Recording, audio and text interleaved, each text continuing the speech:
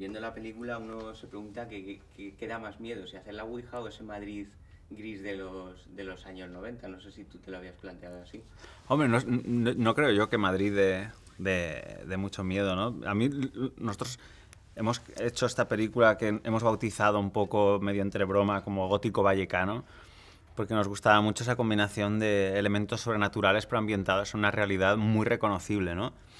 Y Vallecas para nosotros no es un lugar geográfico, sino que es un lugar emocional, porque yo soy de Valencia y el barrio que en realidad me inspira es la Avenida de la Plata de Valencia. He vivido en Barcelona y conozco Belvitge, el Hospitalet. O sea, creo que cualquier barrio periférico de una gran ciudad española es muy similar en realidad, ¿no? Tanto a nivel arquitectónico como el paisaje humano que ves. Eh, y más que miedo, lo que queríamos era que fuera un ecosistema muy reconocible para el espectador, ¿no? Que vieras cosas que apelan a tu infancia, a tu vida, a gente que conoces. Y una vez anclada la película en esas coordenadas de realidad, introducir lo sobrenatural. Ujú. ¿Es la adolescencia el peor periodo de nuestra vida? Yo creo que no sé si es el peor o el mejor la adolescencia. Desde luego es el que más miedo da, porque es un momento en el que experimentas una serie de cambios. Los físicos son muy notables, tanto en chicos como en chicas, también emocionales. Empiezas a sentir cosas desconocidas por primera vez.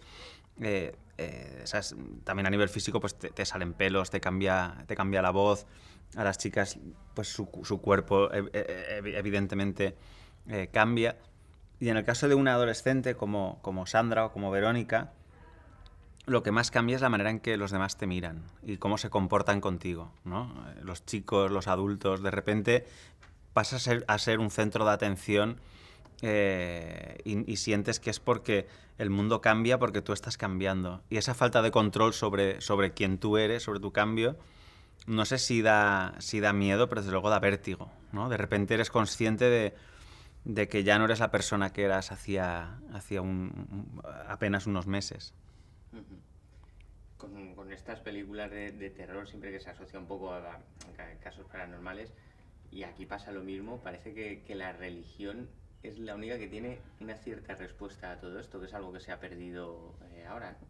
Es que la religión te prepara para lo sobrenatural, ¿no? O sea, cuando vas a un colegio de curas como yo iba y te explican los dogmas de fe de Jesucristo muere y resucita, la Virgen concibe sin pecado, cosas que en la clase de ciencias que das 3 metros más a la izquierda te están explicando una cosa y en clase de religión te están explicando otra, ¿no? Es como, ¿cómo se hacen los niños? Tal, pero la Virgen María tuvo un niño sin hacer eso. Y dices, ¿cómo? ¿Cómo? O sea, te están preparando para lo sobrenatural. La religión programa tu cerebro para ser permeable a la fantasía y en toda la iconografía religiosa encontramos un universo casi de la Marvel, diría yo, ¿no? Con grandes supervillanos, ¿no? Porque tú puedes decir Darth Vader, pero más supervillano que Satanás no hay nadie.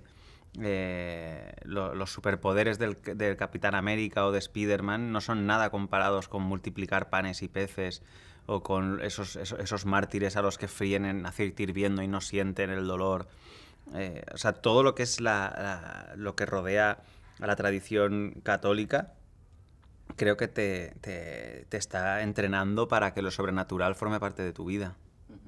Y ahora que está un poco más apartada, o bueno, no apartada, ya no tiene esa presencia que tenía antes, nos hemos vuelto menos crédulos. Y también te pregunto porque qué pasaría ahora si un policía hiciera un atestado como el de 1992. Yo no estoy de acuerdo en que la religión tenga menos peso en nuestra vida. O sea, de hecho, pregúntale a un musulmán si su religión tiene poco peso en sus acciones. Y España sigue siendo un país. Lo que pasa es que nosotros vivimos en un microcosmos de gran ciudad, de gente que entre la que nos relacionamos, pero España es muy ancha. Y bueno, o sea, es verdad que en las monedas ya no pone que el caudillo sea por caudillo de España por gracia de Dios, eso ya no existe, pero los ministros juran su cargo delante de un crucifijo. La educación religiosa sigue estando muy, muy presente y está siendo subvencionada públicamente.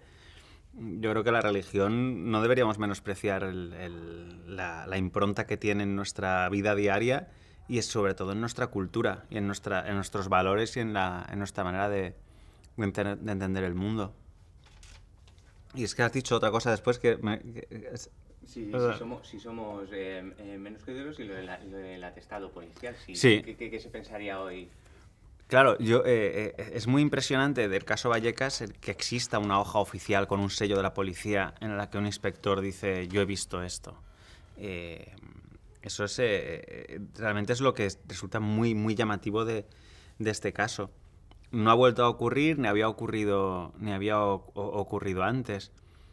Pero en los billetes de dólar sigue poniendo In God We Trust. O sea, quiero decir, quizás menos evidente, ¿sabes? Ya la presencia de los obispos no es tan apabullante, pero está, de alguna manera es más sutil, pero sigue siendo parte de nuestro sistema de valores. Yo creo que si ahora hubiera un atestado policial con un policía que dijera esto, lo primero que pensaría es que está falseado, que es Photoshop.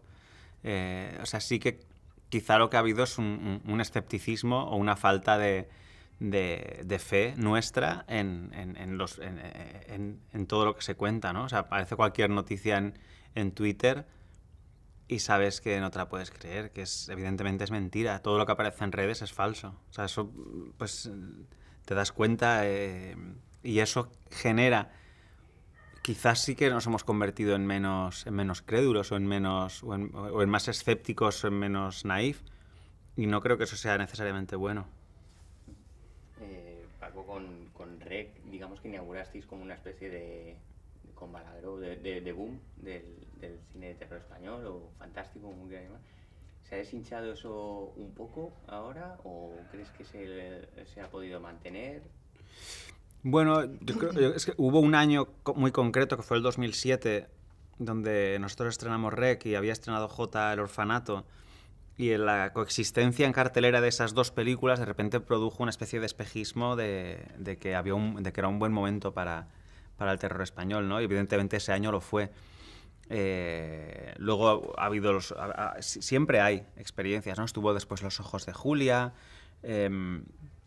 Pero sí quizás es cierto que en los últimos años nos ha faltado una película emblemática que tire del carro, ¿no? De lo que podría ser un terror español y con cierta vocación comercial, ¿no? Pero bueno, pues esperemos que esa tendencia vaya cambiando y que cada vez haya más.